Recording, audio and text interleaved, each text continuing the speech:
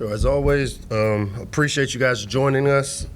Had a really good bye week, productive practices last week when we went.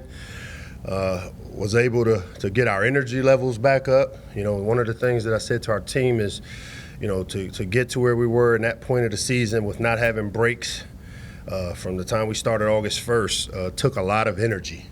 And I used the analogy of the NASCAR and the pit stop and the importance of that pit stop of refueling the tank, changing the tires, making whatever adjustments we need to make. And it couldn't have come at a better time for us because I thought we had a really good 3 days of the fundamental piece, which whenever we do have these bye weeks, we obviously look at things we need to improve upon, things we're doing well, but also going back to the fundamentals of the game, which, you know, sometimes get lost when you start game planning. And I felt like we come out of it a better team because of the focus on the fundamentals, but also, you know, being able to have, you know, Monday off for our players where we just met, and then, you know, getting off Friday, Saturday, and then coming back in Sunday just for a meeting gave us an extra 3 to 4 days of building up our energy, because focus takes a ton of energy, and as we all know as adults, energy is not unlimited. And so the bye week couldn't have come at a better time. You know, it also allowed us to get much healthier. You know, the Illinois game exposed us with some of the key players not being there, and excited to get some of these guys back and back healthy. You know, we talked yesterday about kind of hitting the reset button. You know, we were able to steal 2 practices a week ago as we prepare for Northwestern, a very dangerous team. You know, they've got their issues and turmoil that's going on, but the way that team has responded to their interim coach and to the coaches, they're a 3-4 team that I'm sure when they look at the schedule, they see this as a game that they have to have. And so I expect to get their best when we head up to Chicago. You know, we're 5-2 with a lot of football left to still be played and a lot of goals still in front of us, which is the exciting part for us. Northwestern has our attention. I think what happened in Illinois, the silver lining for us is that, you know what, we have to show up and play to our standard, because just showing up is not enough. But playing to the standard, playing winning football, those are going to be really important, you know, as we head to Chicago. You know, it's tough to win on the road in the Big Ten. And so I know going to Chicago for our team, again, we've got to make sure we focus on us. A lot of the times, as I told you, it's not the opponent we face, it's more what we do, and it's going to be even more important, you know, when you go on the road and to do the necessary things to come out with the necessary 6th win for us. But I expect to have a great week of preparation, which started yesterday. Was pleased with the way that went. And then, you know, our game captains, obviously, for this week will be Corey Dyches, Eric Harris, and Fanaje Gote. I'll also talk a little bit about the Kevin Sumlin situation. We're aware of the charges. It's disappointing. You know, as coaches, we have to set the example and model the behavior that we want our players. And we take it very seriously. At the same time, I will also say he's part of our football family, and we're going to support Kevin. You know, to me, it's a personnel issue that we'll let the personnel and our kind of what we've done in the past kind of dictate how things play out. So with that, I'll open it up to any questions you guys have. Good afternoon, Mike. Dave, what's up? Not much. Welcome back. Bryce Kurtz is kind of their main offensive weapon. What kind of things does he do that concerns a defense like the one you've got? I mean, you know, obviously, I think, you know, a big play threat every time he touches the ball. A guy that we've got to do a really good job, and you know, he has our attention. But, you know, I think as a whole, when you look at those guys offensively, they know who they are. I think the way that we have to approach it is we've got to start with stopping the run first and foremost. And if you look at the quarterback that started the last game, he's the guy that started the game against us a year ago and gave us fits with the QB scrambles and the designed quarterback runs. And so when I talk about stopping the run, it's not just the running backs, but it's also the quarterbacks and doing our part of making sure that we have the correct gap control But I also think one of the things that showed up when you evaluate the first half of our season is we've given up some explosive plays that weren't competitive explosive plays. I mean, plays where it looks as if we've blown coverage because of bad eye discipline, and that's something that we've worked really hard because I can tell you that the teams that have hurt us with the explosive have come off of taking advantage of our inability to play with great eye discipline on the back end, and that's going to be really necessary for us to come away with the win up in Chicago, playing really good eye discipline defense on the back end while concentrating our efforts to stop the run. Hey, Coach. Taylor. Is Kevin Sumlin with the team this week? He is not. Do you expect him back anytime this season? You know what? It's it's a personnel decision. We've handled these situations athletically in the past, and I think that we'll follow those same suits. But by being a personnel matter, I'm not going to get into the weeds with it. Hi, Coach. One of the things you mentioned after the Illinois game was getting back into a rhythm for the offense. What kind of adjustments do you make in the preparation, and how do you evaluate it during this week of practice, how their rhythm is going? I don't want to give away all of our sweet sauce, the stuff that we're going to do this week, but getting back in the rhythm is what I call doing what your players can get executed. Calling the plays that fit the personnel we have. I'm a big believer in you don't ask your players to do things that they don't do well until you build up the skill to be able to do them well. And to me, getting back in the rhythm on offense usually starts with the quarterback and doing the things that he can get executed at a high level. And then the next piece is accentuating the playmakers and making sure that they're involved in the offense while also designing ways to get your best players opportunities and touches. And so to me, getting back in the rhythm is those things. It's playing fast. It's being efficient on 1st and 10, which allows us to stay on track. Those are all the things we consider being in rhythm. Hey, Coach. What's up? Do you anticipate any disciplinary action for Coach Sumlin? Of course. Okay. And any specifics on what that might be? It's the personnel issue. I'm not going to get into the weeds with it. So you can ask me a million different ways. In personnel issues, I don't put it out what we do to our players. I don't talk about what we do with our coaches. It's a personnel matter. It'll be handled.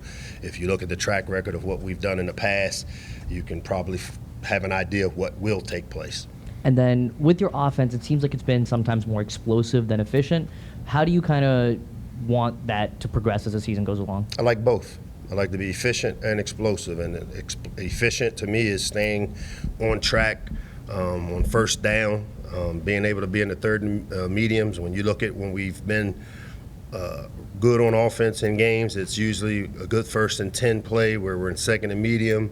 The 3rd mediums where we have the ability to run, pass, take advantage of the skill we have. So I like to do both, be efficient as well as continue to be explosive, because as I've talked about here, the winning formula is creating explosives. You need to become more efficient with Execute better. Hey, Coach. Brandon, what's up? Nothing much. So you guys have kind of struggled since you became head coach after the bye week. I don't think you've won yet. Just did you do anything differently maybe last week, either practice or rest, just to kind of switch up things to kind of get a win? The past doesn't define our present. And then how do you avoid kind of a sluggish start to the game, kind of get it back going, knowing that they've had a couple of weeks off? Put together openers on the offensive side of the ball that we can get executed defensively, making sure that we're simple early to have an idea of how they want to attack us. As I said, get back to playing with the eye discipline. A lot of times when we've gotten hurt on defense, it hasn't become a structure issue. It's been a eye discipline or a gap discipline issue. We went back to the basics of how we do things, maybe reinstall some of the things that we haven't been doing the way we want to get it done. Offensively, not starting sluggish starts with, again, being efficient on 1st and 10, doing the things that our quarterback can get executed, and then going out and executing at a high level. Coach, going into the bye week, you mentioned that in the Illinois game it exposed some of the things that can happen when some of your players are banged up and you're missing some players. How would you rate the team's recovery from those injuries, and kind of a status update on how the team's doing injury-wise after the bye We've week. got quite a few guys back. I know Tarheeb still has been out for the last, I want to say, 3 weeks, 2 games maybe. We expect him to be back. Who else was out? You know, Ramon Brown is back now this week. We expect Ramon to have some opportunities this week. Who else was on the list? Oh, Dante Trader has been practicing this week. Corey Dyches, who missed the week ago, is back. You know, we have most of our guys back healthy, ready to go. And like I said, the bye week couldn't have come at a better time.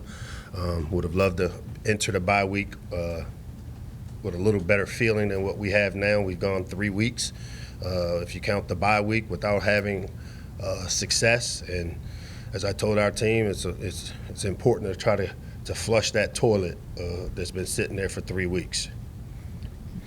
Hey, Coach, how's it going? What's up? So now sacks and back-to-back games for Donnell Brown. What is kind of his versatility? How does that impact your defense? Yeah, I'm glad to see that out of Donnell, because when we brought him here, that was what we expected out of him. And he's one of those guys that's a high motor, high effort guy. He made plays earlier in the year in the passing game where we dropped him in the coverage, but now I think you're starting to see the skill that we expected, and he's become a guy that people have to game plan against, because he has been disruptive and has created chaos plays with the sacks and the tackles for losses, and we hope to continue to build with that with Donnell. You talked about your kind of expectations for him, but that jump from FCS to Big Ten play is obviously real. And has his kind of early production surprised you at all, or is it something that you've expected all along? No, if we've recruited him here, there's no surprise on our part that we've done our homework, and I think we have a track record that our evaluation process just works out pretty well for us, so he's what we expected. I'm glad to see when you recruit a guy that you get that type of production to show like, hey, we kind of knew what we were talking about. He's a guy that, yeah, he played on the FCS level, but as I found, there's a ton of players that played FCS football that have the ability as they develop. They may be late bloomers. Things come a little later in their career for them, and we've gotten a lot of help from a couple of FCS players, and Corey Bullock, who's the other guy who's back, as well as a Donnell Brown, that both came from that level and both have exceeded the expectations. Yep. Okay. Sorry, I didn't know, Colin, you were done. I guess I was noticing that Maryland's had fewest rushing attempts in the Big Ten. Why is that? I know there's other teams with 7 games that have more. Why is that? Yeah, I don't know, because maybe you have maybe 12 less than Ohio State. That next has 231 rushing attempts. Do you think the amount of rush attempts plays a major role in anything? I don't know. I just asked. I noticed it. Okay, I yeah. decided to ask. No, okay. I just thought maybe you had a theory behind it that would help me, but we want to run and pass, as I've said in this quite a few for the last few years.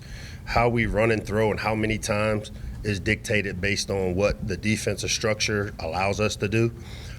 If you look at our efficiency, we're probably a little more efficient in the passing game than we are in the running game. So I will lean on doing the things that are giving us an opportunity to have success, but we never go into a game to say we want to have 50% run, 50% pass. We have to develop our team to be able to do both really well. So if you do your research and figure out that plays a part in the winning, let me know, because I don't. I'm being real with this. So if rush attempts is a key to winning, I'm going to run the ball more.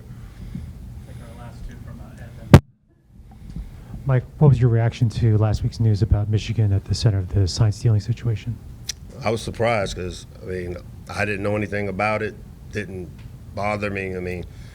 It goes on in college football now, maybe not as elaborate as maybe that, but I'm saying, we're a team that's a no-huddle team, so we signal a lot. We have all types of anti-spying techniques where we switch who's the lead signal guy, who has what. It's not anything that I knew about. Don't know if it had any effect in anything we've done. Knowing what you know and knowing that you play them later next month, will that cause you to alter the way you do differently? Yeah, we'd have to. We'd have to decide whether we want to wristband things, whether we change our signals based on if someone has them. Those things do come into play, but I'm more concerned about Northwestern than I am worrying about Michigan down the road. Hey, Coach. Wanted to ask about Neo Avery. Do you guys expect to have him back in Temp soon? And if not, is there any talk about potentially just trying to redshirt him for this year? No, I have no update on it. That's a medical deal. I don't get into medical a lot. When they tell me he's available, I don't know if you know it here, but football is separated from medical. All the medical decisions are made by our doctors, our trainers. When they tell me people can play, I start preparing for them to be able to play. Thanks, guys.